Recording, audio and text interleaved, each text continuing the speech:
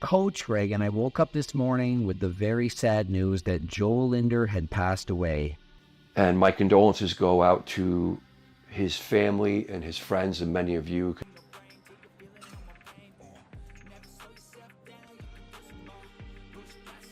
Like, have So, yeah, to be honest, I did all kinds of crazy shit, let's say, in the past. Hey, how are you? Good to see you here again.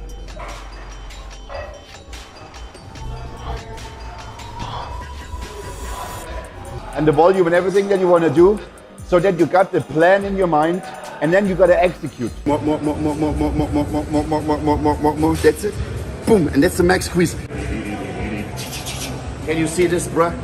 I'm having a pump. Do I have one? Not yet. Joe Linder's tragic passing at 30. Hey there, folks. I gotta talk to you about something that's been weighing heavy on my mind lately. You know, the fitness community took a real hit when we lost Joe Linder at the young age of 30. Now, if you're into fitness, you've probably heard of this guy. He was like the poster child for shredded physiques and had a massive following on YouTube. But his sudden passing? Man, that one hit hard. So Joe is this incredibly beloved fitness YouTuber, and he had this insane dedication to his physique. I mean, if you've ever seen his videos, you'd know what I'm talking about. He was all about those gains, those muscles, and living the fitness dream. His fans absolutely adored him, and his followers? Well, they were in the millions. That's no small feat. But then, out of nowhere, we got the shocking news that Joe had passed away. Can you believe it? He had the dream of becoming an IFBB pro. And my condolences go out to his family and his friends and many of you. But if you keep blowing on the balloon, whatever the spot is the weakest, that is the most likely spot that's eventually going to burst. I don't think it's directly from PEDs, right? I don't think it's from PEDs, and I'm going to prove it, and I'm going to go into it today. It could be somewhere in the heart, it could be in the brain. And so depending on where this occurred and how important that blood vessel is to your survival, I certainly couldn't.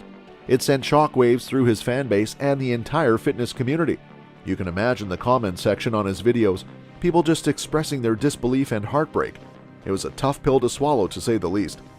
Now, here's the thing that really got people talking: the circumstances surrounding his passing. You know how the rumor mill works, right? There were all sorts of speculations floating around. Some said it was related to his intense workout routines, others were talking about supplements, and a few even mentioned the stress that can come with being a social media sensation. It's like everyone became a detective overnight, trying to piece together what might have happened. And honestly, I get it. When someone so young and fit as Joe suddenly passes away, it's natural to want answers. We all wonder, could this happen to any of us? Are we pushing ourselves too hard in the gym? Are the supplements we're taking safe? It's like a reality check for the whole fitness world. But let's not forget that Joe Linder was more than just a fitness guru. He was a real person with hopes, dreams, and a life beyond the screen. His family, his friends, they're the ones who truly lost someone dear to them. It's a stark reminder that behind those perfectly sculpted bodies and glossy YouTube videos, there's a human being with vulnerabilities and struggles. In a way, Joe's passing has sparked some important conversations in the fitness world. People are talking more about the importance of balance in our fitness routines and taking care of our mental health. It's a reminder that it's not just about looking good on the outside, it's about feeling good on the inside too. A lot of us are on PEDs, including me, going to be a lot of speculation that it had to have something to do with anabolic steroids or performance-enhancing drugs. Rippling muscle disease is a benign musculoskeletal myopathy. It's rare, very rare.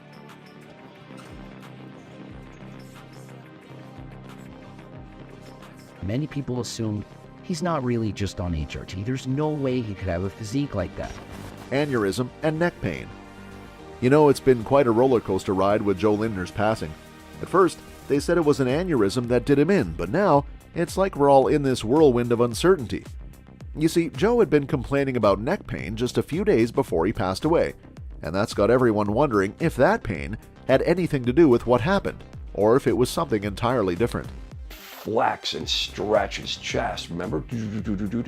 Up the doses so high, and that's what caused him to get a heart attack. He was cool, right? He turned this something into being super, like, world famous. Coach Greg, and I woke up this morning with the very sad news that Joel Linder had passed away. What can we do to prevent this and learn from this, guys? Be very careful.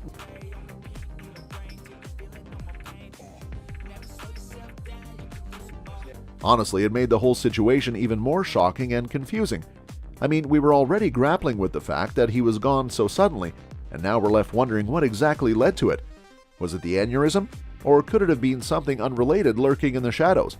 It's like a puzzle with missing pieces, and we're all just trying to make sense of it. One thing's for sure, though, Joe's passing has left a lot of people with heavy hearts, and this lingering uncertainty just adds another layer to the sadness we're all feeling. We'll just have to wait and see what the final word on this whole ordeal is. He was dead on arrival? Well, they're not going to do a CT scan on a body, a person that's dead. I don't hear if any of this has been done. And if he passed away, paramedics came. Never met Joe in person, but we've been friends for approximately 3 years. And they have neck pain, unbelievable training all the time. So is the neck pain? Past steroid use. Joe Linder was a guy who really put it all out there when it comes to his past use of performance-enhancing drugs, especially steroids. No secrets, no hiding, he laid it all on the table. You might wonder why he'd do such a thing, right? Well, it's all about transparency and a desire to help others. See, Joe was no stranger to the world of performance-enhancing drugs, and he wasn't afraid to talk about it. He openly shared his experiences, the good, the bad, and the ugly. He didn't glamorize it or sugarcoat the reality. Instead, he emphasized that these substances were no walk in the park. They may have promised shortcuts to a chiseled physique, but they came with some hefty risks.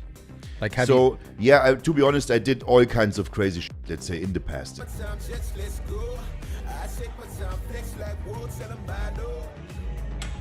750 and I did never use one single compound more than 600 milligrams.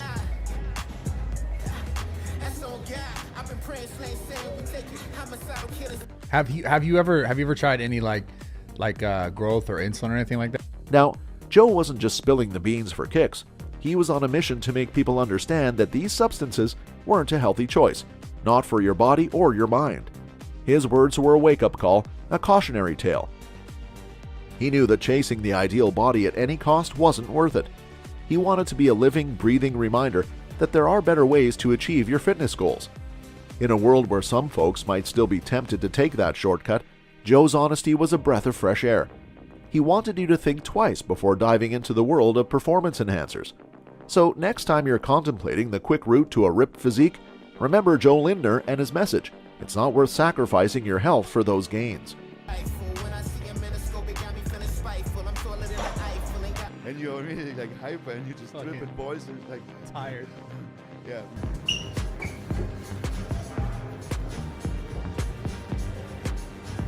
Don't do it. Yeah, that's like a whole different level. Okay, broski, so now it's time to get some post-workout Hände. Knusprig. Is it authentic? No. Dispelling assumptions. Now let's talk about Joe Linder and his journey to earn a pro card in men's physique competitions. Now, when you hear about bodybuilding and competitions, you might assume it's all about pumping yourself full of steroids, right? Well, not in Joe's case. Contrary to what some may think, Joe didn't go all out with those performance-enhancing substances. Nope, he took a different route. He kept his steroid dosages on the low side. Yep, you heard that right. He wasn't cranking up the volume on the steroids like you'd imagine. What's cool about Joe's approach is that it showed us something pretty important. You don't have to go to extremes with the steroids to get that competitive physique. It's really good gym, bro, and we're gonna train chest today. I'm gonna guide you through my chest work.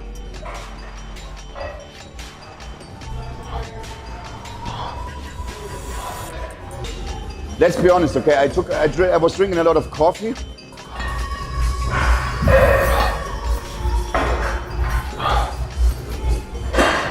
See, Joe's journey busted the myth that you need to be drowning in performance enhancers to make it in the bodybuilding world. By keeping things moderate, Joe actually did more than just earn his pro card. He challenged the whole fitness scene's assumptions. He made us rethink what's possible without going overboard. It's like he put a big old spotlight on responsible steroid use. 1 scoop each. I mean, bro, you know that there's only one way, right? And the volume and everything that you want to do, so that you got the plan in your mind, and then you got to execute.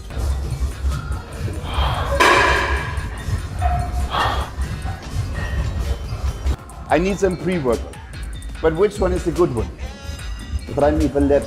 Look. caffeine, vascularity, and health. First, let's talk about his extreme vascularity. You've probably seen those pictures of him, all veiny and ripped. Well, that led to some speculations. People started wondering if his vascular look might have something to do with his health issues. Now, vascularity itself isn't necessarily a problem, but when combined with other factors, it can raise some red flags. One of those factors is Joe's reported high caffeine consumption. Yep, he was a caffeine enthusiast, and while most of us enjoy a good cup of Joe, pun intended, Joe took it to another level. The thing is, when you mix a boatload of caffeine with other stuff like anabolic steroids and intense weightlifting, it can be quite the recipe for putting a strain on your heart. So, you've got this trifecta of stimulants, steroids, and hardcore workouts, and that combo can really stress out your ticker. It's like your heart is doing overtime, and that's not always a good thing. Can you see this, bruh? I'm having a pump. Do I have one?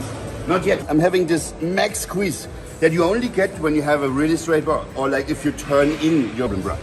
Because you need to be a bare brother. I can curl and I can just put the bar. Now, I'm not here to bash Joe or anyone's fitness choices, but his case is a stark reminder that balance is key when it comes to health practices. Sometimes in the pursuit of those fitness goals, we can push our bodies a bit too far, and it can have consequences. So what can we take away from Joe Linder's journey? Well, it's all about being mindful. Sure, work hard, lift weights, chase those goals, but don't forget to look after your overall health, because sometimes the pursuit of physical perfection can come with some unexpected risks. It's like a wake-up call, reminding us to find that sweet spot between pushing ourselves and taking care of our well-being. We're here in the gym, you know, and today I'm gonna show you biceps, bro. More. That's it. Boom, and that's the max squeeze. And here, I'm getting the maximum contraction and also the maximum squeeze. So you can see here, it's like easy to see, bro. That's all for this video, folks. See you next time.